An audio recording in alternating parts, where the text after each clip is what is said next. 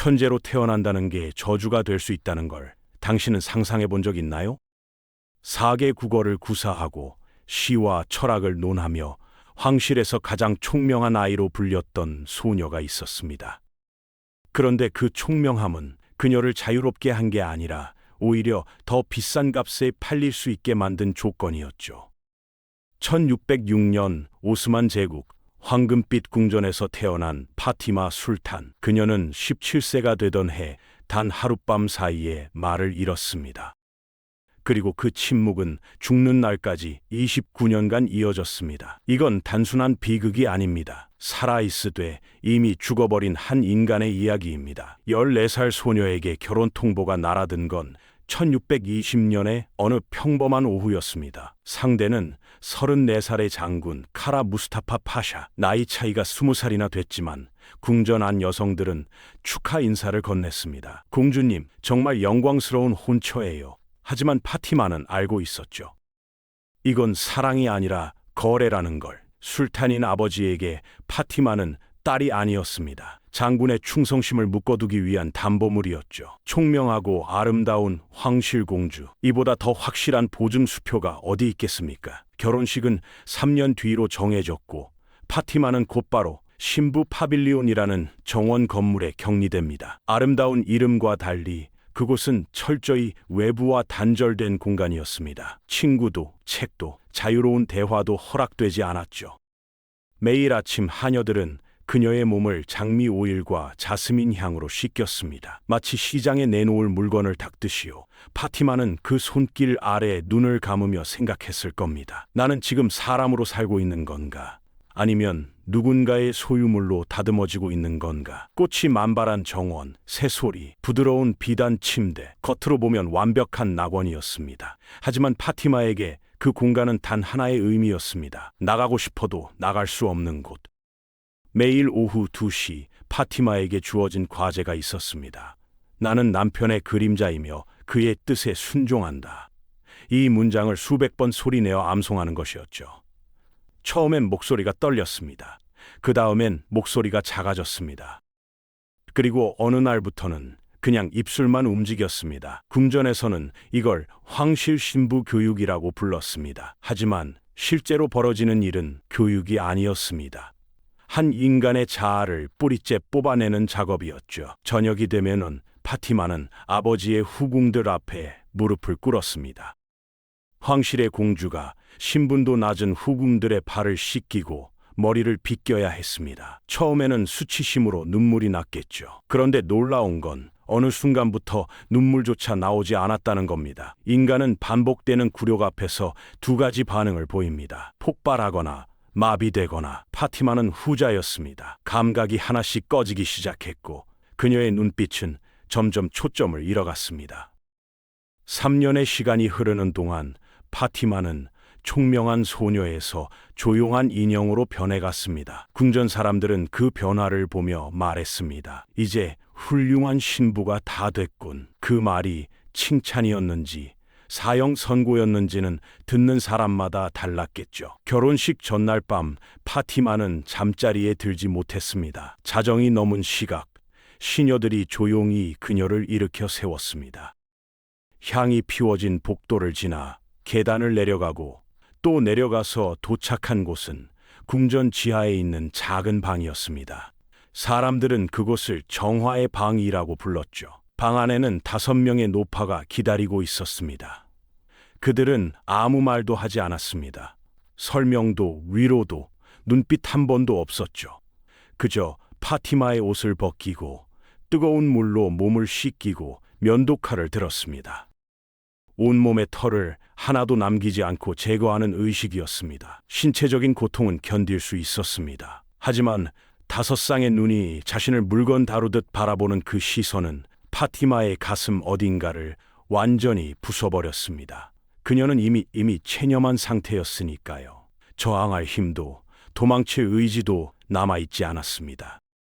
의식의 마지막 순서가 되자 노파 한 명이 검은 액체가 담긴 그릇을 들고 다가왔습니다. 쓴 냄새가 코를 찔렀습니다. 이걸 마시면 순종하게 된다는 말 한마디와 함께 액체는 파티마의 목구멍으로 쏟아졌습니다. 현기증이 왔습니다. 다리에 힘이 풀렸습니다. 시녀들이 그녀를 부축해 침대로 옮겼고 파티마는 천장을 바라보며 생각했습니다.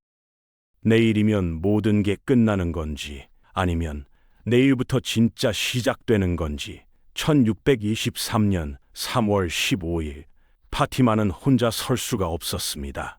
드레스 때문이었습니다. 황금실로 짠 예복은 보는 사람을 압도할 만큼 화려했지만 그 무게는 17살 소녀의 몸이 감당하기엔 너무 무거웠습니다. 시녀 둘이 양옆에서 부축하지 않으면 한 걸음도 뗄 수 없었죠. 하얀 베일이 얼굴을 가렸고 그 안에서 파티마는 눈을 감았습니다. 3시간짜리 의식이 시작됐습니다. 사제가 묻고 파티마가 답해야 하는 순서가 왔습니다. 그런데 그녀의 입에서는 아무 소리도 나오지 않았습니다. 시녀가 팔꿈치를 살짝 건드렸고 파티마는 기계적으로 고개를 3번 끄덕였습니다. 그것으로 충분했습니다. 계약은 성립됐습니다. 신랑인 카라 무스타파 파샤는 단 한 번도 신부를 바라보지 않았습니다.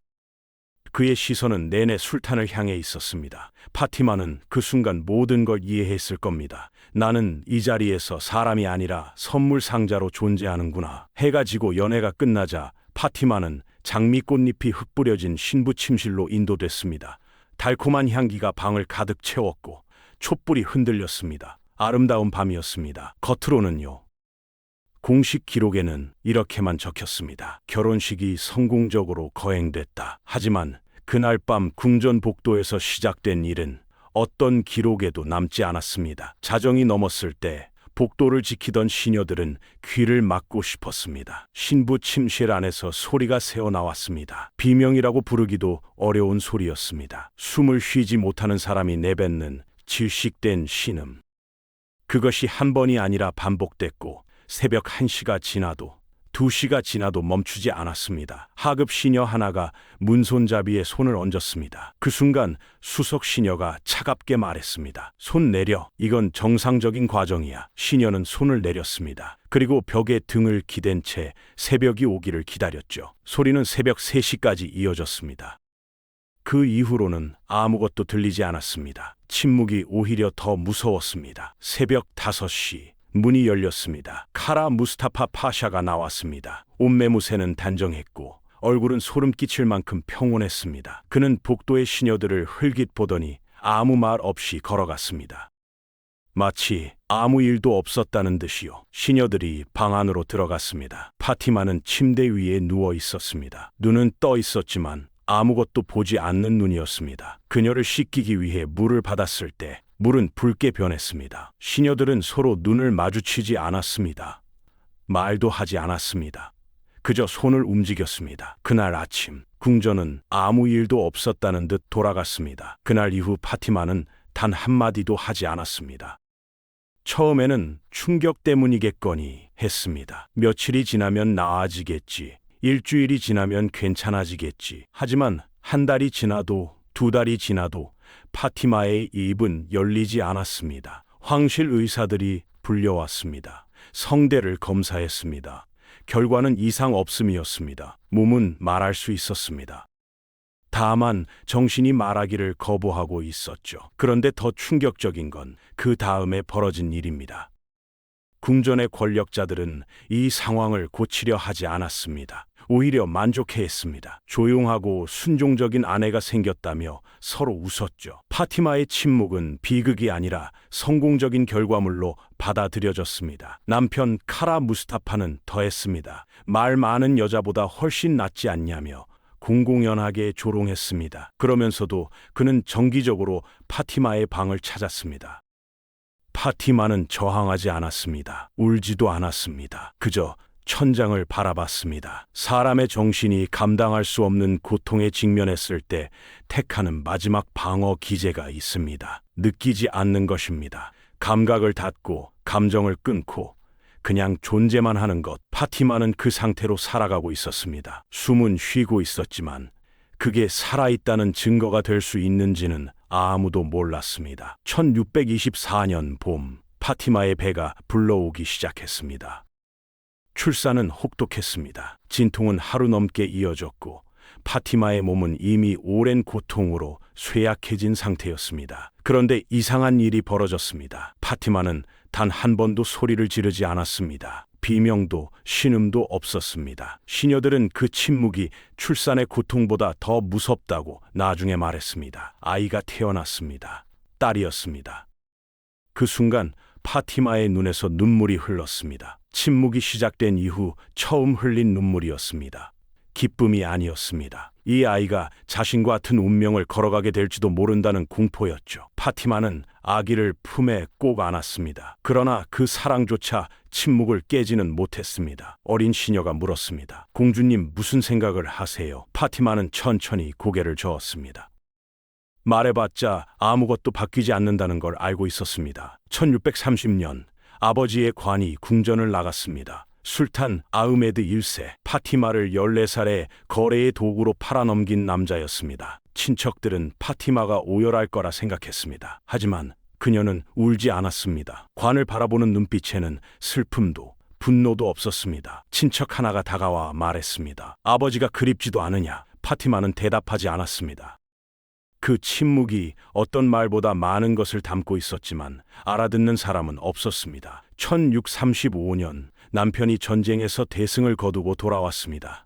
제국의 실권자가 된 카라 무스타파를 향해 궁전은 환호했습니다. 파티마는 깊이 고개를 숙였습니다. 그게 전부였습니다. 38의 파티마는 또래보다 훨씬 늙어 보였습니다.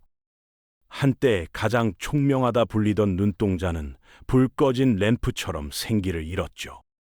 시녀들 사이에선 이런 말이 돌았습니다. 그녀는 1623년 3월 15일 밤에 이미 죽었다고. 지금은 그저 숨만 쉬는 육체일 뿐이라고. 1645년 카라 무스타파 파샤가 병으로 쓰러졌습니다. 파티마는 침대 옆에 앉아 남편의 마지막을 지켜봤습니다. 22년을 함께 산 남자였습니다. 하지만 그녀의 얼굴에는 아무것도 없었습니다. 슬픔도 분노도. 숨이 멎는 순간을 확인한 뒤 파티마는 조용히 자리에서 일어나 방을 나갔습니다.